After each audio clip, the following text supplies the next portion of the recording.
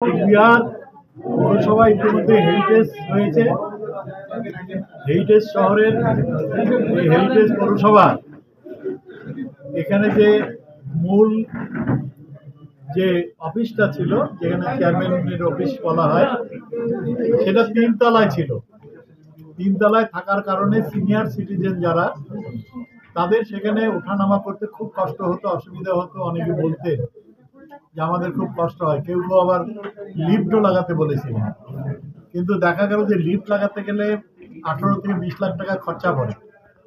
সেই ক্ষেত্রে তখন আমরা ঠিক করলাম যে এই ঘরটা একটু ভুসুড়ে ঘরের মতোই ছিল। আমরা এই ঘরটা এস্টিমেট করে প্রায় 14 লক্ষ টাকা খরচ করে একদম মার্বেল পাথর থেকে শুরু করে সুন্দরভাবে লাইটিং করে সুন্দরভাবে আপনারা দেখছেন নবসাজে এটাকে সজ্জিত করা হয়েছে।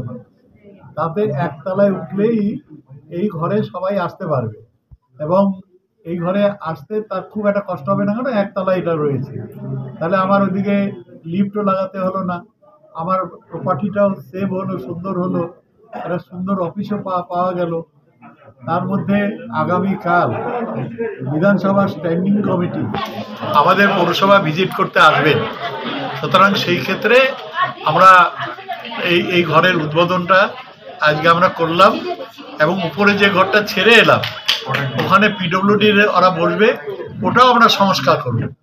সংস্কার করে সুন্দর করে আমাদের যারা আধিকারিক, যারা ওভারসিয়ার, যারা কাজ করবে বিভিন্ন দপ্তরে, তারাও যাতে একটা সুন্দর ঘরে বসে সুস্থ মাথায় তারা যাতে কাজ করতে পারে, তার জন্য আমরা স্টেপ বাই স্টেপ আমরা এই কাজগুলো করব। পুরো বিল্ডিংটাই আমরা সংস্কার করব আস্তে আস্তে। ইতিমধ্যে অনেকগুলো রুম, অনেকগুলো অফিস আমরা সংস্কার করেছি। পুরো বিল্ডিংটাই আমাদের সংস্কার করার লক্ষ্য রয়েছে। আপনারা নিশ্চয়ই দেখেছেন যে পৌরসভা অফিসের সামনে জল কাদায় ভরে থাকতো, সেখানে যেমন দুটো শেড দেওয়া হয়েছে, বারান্দার সামনে পেপার ব্লক দিয়ে মুড়িয়ে দেওয়া হয়েছে, গ্রিল দিয়ে সুন্দর করে চারদিকে বাউন্ডারি ওয়ালটাও দেওয়া হয়েছে এবং সব থেকে সুন্দর একটা হেরিটেজ গেট ও কুচবিহার পৌরসভা, সেটাও আমরা করেছি। এতে শ্রীবৃদ্ধি ঘটেছে। পৌরসভার আরো অনেক কাজ হচ্ছে, পিছনে বিল্ডিংগুলো কাজ হচ্ছে। সব মিলিয়ে পৌরসভাকে একটা সুন্দর পৌরসভা, জনগণের উপযোগী, কর্মজীবী কাজের উপযোগী পৌরসভা আমরা উপহার দিতে চাই। আপনাদের সবার সহযোগিতা চাই। আপনারা এসেছেন, আপনাদের আমরা ধন্যবাদ জানাচ্ছি। আগামী দিনে আরও আমরা কাজ করতে চাইছি। যেমন ইতিমধ্যে 13-14 কোটি টাকার পেপার ব্লকের কাজ সারা শহরে হয়ে গেছে। আরও 6 কোটি টাকার মতো পেপার ব্লকের কাজে শুরু হচ্ছে, কাজ শুরু হতে যাচ্ছে।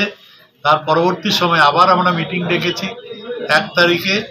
যে সমস্ত ওয়ার্ডে যে রাস্তাগুলো ধরা হয়নি পেপার ব্লকে, অথবা ছোট ছোট ড্রেন আছে ভেঙে চুরে গেছে, সেই ড্রেন এবং রাস্তাগুলোরও তালিকা আমরা কাউন্সিলরদের কাছে গ্রহণ করে এস্টিমেট করে আমরা সেটা দপ্তরে পাঠাবো এবং এই কাজ কমপ্লিট হওয়ার সাথে সাথে যাতে ওটাও অনুমোদন হয়ে আসে তার জন্য চেষ্টা চালিয়ে যাব।